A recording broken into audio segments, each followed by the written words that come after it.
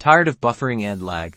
Let's supercharge your Wi-Fi signal on Windows 11 and 10 with these quick fixes. First, click the Windows Start button, then select the settings icon. It looks like a little gear. This opens the Windows settings menu.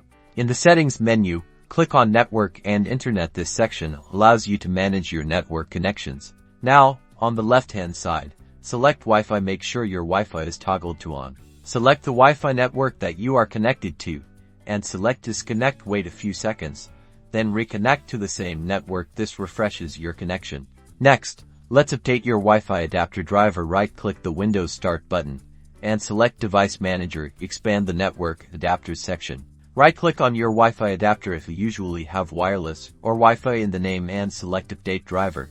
In the new window, choose Search Automatically for drivers. Windows will then search for and install the latest available driver for your adapter. And that's it. These simple steps should help boost your Wi-Fi signal strength and give you a more stable and reliable internet connection. Don't forget to like and subscribe for more helpful Windows tips.